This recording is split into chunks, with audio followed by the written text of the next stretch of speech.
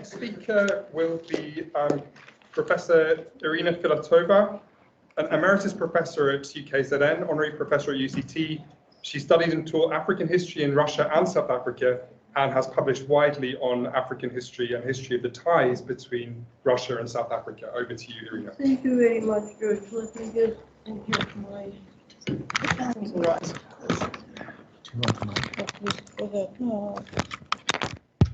Here in front of me. Right. Sorry, no, you have to use the mic because. Oh, okay.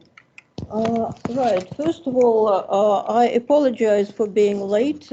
Circumstances and time were against me, and traffic too, but here I am. The second thing to apologize for is the fact that I'm actually not a philosopher at all. I'm alien in this company, and I'm grateful to George for inviting it to me, because it's an honor and a great interest for me to be in such a distinguished philosophical company. I'm a historian, purebred, traditional, and all that. So how did we get into getting me into that is writing about the decolonial theory in connection with history. So how do they relate to one another? That is one topic of my contribution to this special issue. And the second one is decoloniality in Russia, because it is a very fashionable topic there now. The first topic is the history and decoloniality theory. They do not sit together very well at all. I would say that they are mutually destructive, these two things, because first, one of the proclaimed goals of decoloniality theory is the destruction of history, because it resulted in the bad modernity. And so in order to correct the modernity, we have to reject history, to start it from scratch completely. That says a lot for itself. I can only repeat the words of the Nigerian historian Olufemi Taiwo, who considers the anti-modernity onslaught a misconception, calls it incorrect and problematic as a matter of theory and history, and arguing for oneness of humanity against the rationalization of humanity. He also says that he leaves the subscribers to this all-encompassing decolonization to their designs. That's the only thing that a historian can say. Another proclaimed goal of decoloniality theory is the liberation of epistemology. How do you liberate it? You liberate epistemology from the influence of colonialism, which is by digging out the indigenous epistemologies, popular epistemologies. And what are they? Francis Nyamjok described one of these sort of his idea of what a popular epistemology is. I shall not give the whole quote, but the idea of it is the magical interpretations.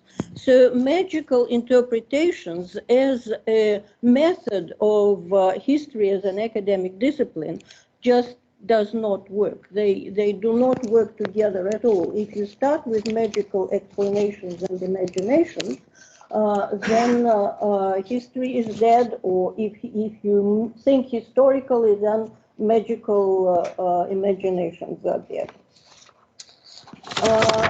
Now, the followers of the decoloniality theory those who accept that modernity exists and history has already happened and can't be got rid of, they try to improve the history, to decolonize history, and there are several methods to it. One method is to try to show how colonialism influenced the social side of societies, not the coloniality of the mind, but of the social structures and all that. And there are lots of new terms to that. There is such thing as where is that multi-modernity or historical and cultural transfer.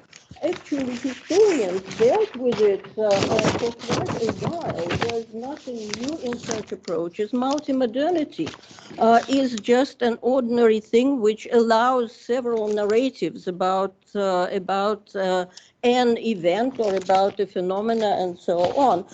Cultural transfer is just a historical transfer, is just development, allowing for the fact that cultures and history, cultures and traditions developed and were not born once and for all and do not remain traditional.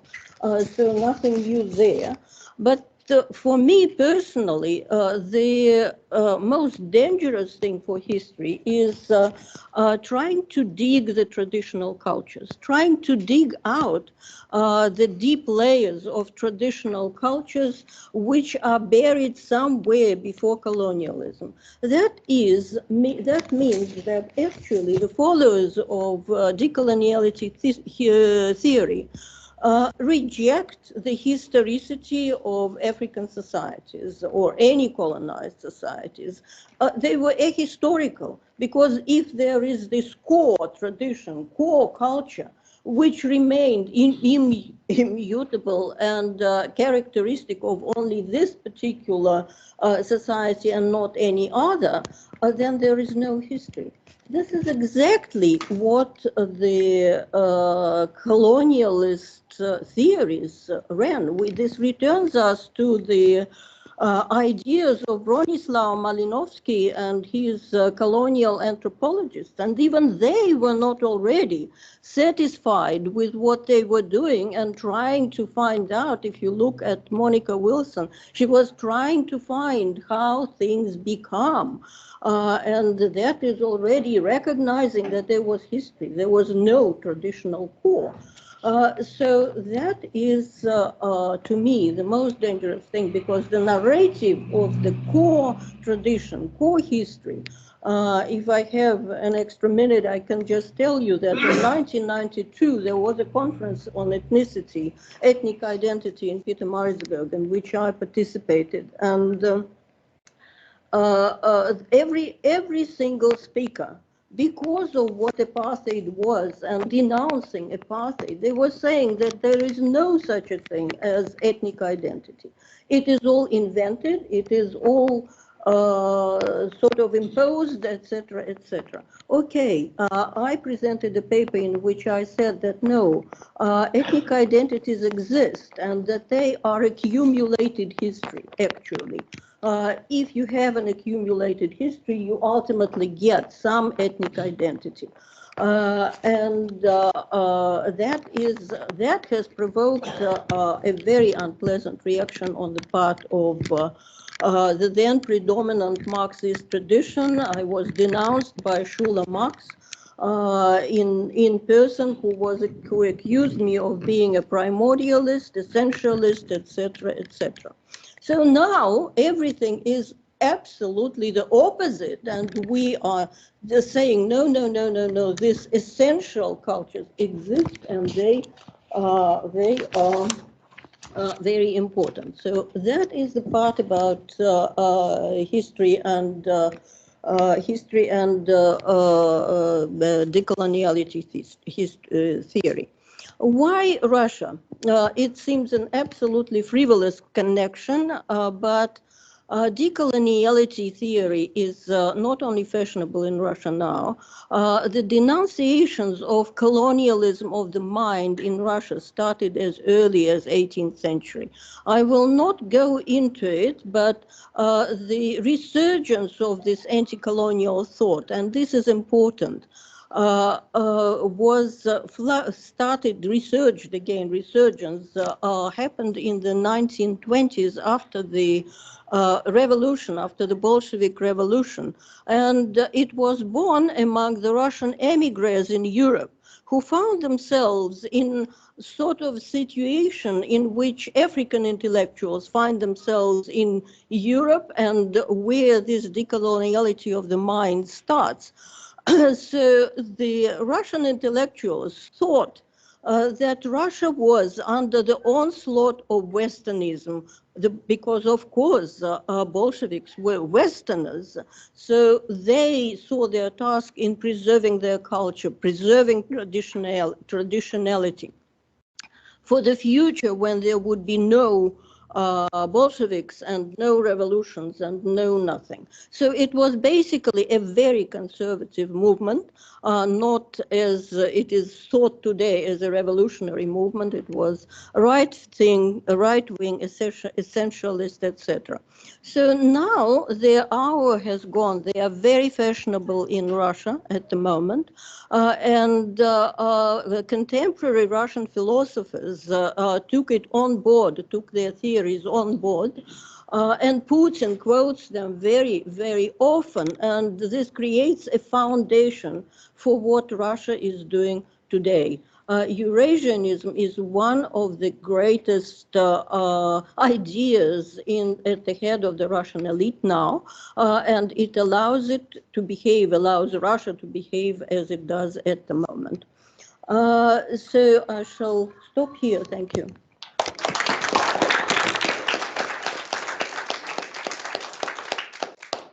Thank you very much. And Irina's paper in the special issue is one of the most fascinating because the Eurasianist theory going back to the 1920s, it's a very pure test case for the idea of intellectual colonization, since Russia, of course, was never politically colonized by the West. I can explain, if there are questions, I can explain why the Russians think that they are intellectually colonized, which is not an easy question. Okay.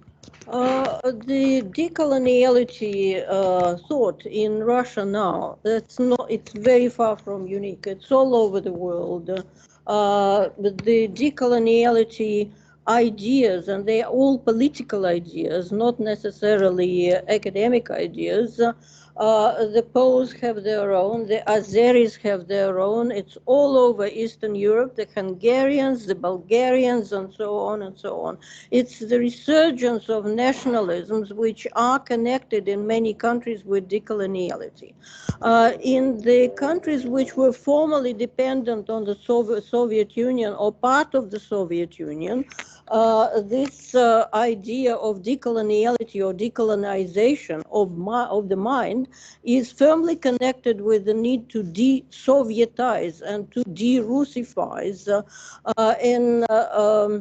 Uzbek historian writes, for example, that he is attacked by two colonialisms. One is European, and by two foreign languages. One is English and the other one is Russian. He is attacked by two colonizations. One is Russian, one is Western. So for him, he being a historian, he understands that the fight for decolonization is basically lost. He is not going to win it. But that is the perception. Decolonization ideas are not unique to Russia. What is unique to Russia is the approach, or the aggressive approach to decolonization. It is only Russians who announce that they are going to fight against Western colonization arms in hand. They have attacked in Ukraine, they have attacked not the Ukrainians, but Western colonialism, and the Westerners, the West, which is in their mind, is attacking Russia.